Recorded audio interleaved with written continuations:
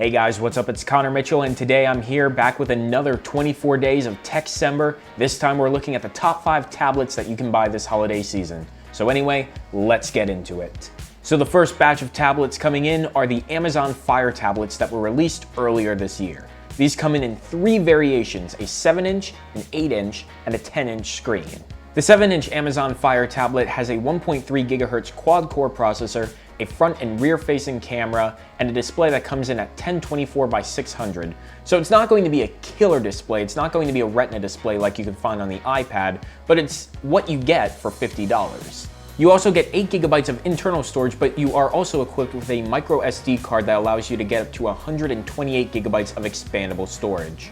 The 8-inch Amazon Fire has a 1.5 GHz quad-core processor, and the 8-inch also has the best display out of all of them, coming in at 189 pixels per inch with a resolution of 1280 by 800. This one only comes in at $150, so that's a pretty great deal.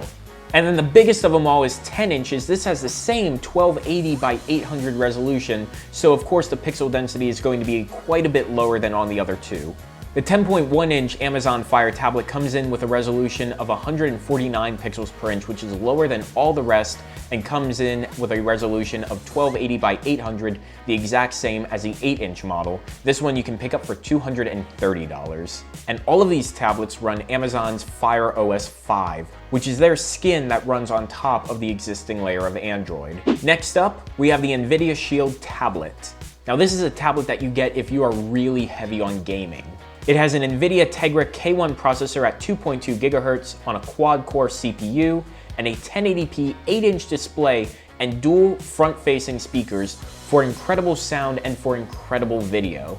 It also has a micro SD card slot built in, so you can expand storage up to 128 GB to get some really big games on this player.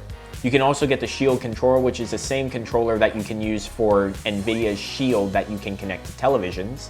And of course, this runs all the Android games that you can get, and it also does GeForce Now to allow you to get some pretty professional games from Nvidia's subscription service. Now for $200, that's a pretty good deal for a tablet already, but if you want a lot more processing power than you're going to get in those Amazon tablets, this is definitely the way to go. Next up is a tablet that came out last year, but it's still just as good as ever, and it's still at a great price, and that is the Nexus 9.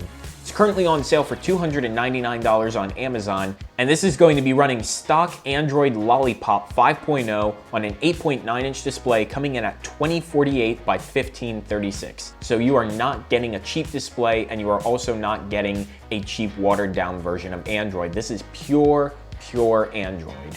You are also getting powered by the Nvidia Tegra K1 processor coming in at 2.3 GHz. You have an option between 16 GB and 32 GB of flash memory, and it comes with 2 GB of RAM memory in each model. The cameras aren't that great, coming in at 1.6 megapixels for the front and 8 megapixels for the back.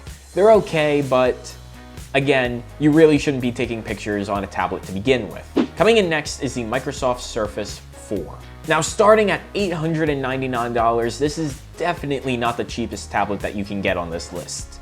And sometimes I really feel like this can't be qualified in the same category as iPads and the Amazon tablets and the Nexus, simply because this is really a genuine Windows computer made in tablet form.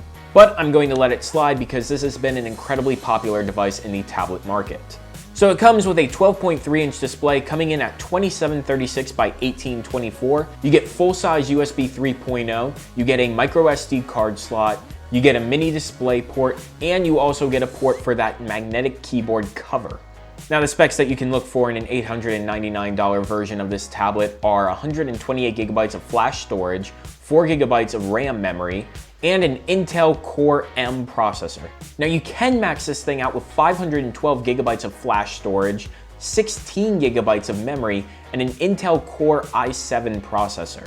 But just be aware, that will bring you up to a whopping $2,600. And finally, another 3 batches of tablets for this list: the iPad Air 2, the iPad Mini 4, and the iPad Pro.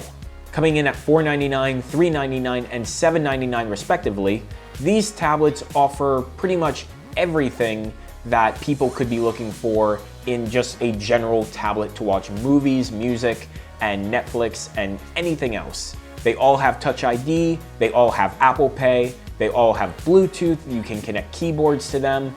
They all have access to all those apps that you're familiar with on your iPhone. The difference is this: the iPad Air 2, get it if you want something that's going to fit in between your big 6-inch phone and your computer. The iPad mini, you get it if you don't have a 6-inch phone.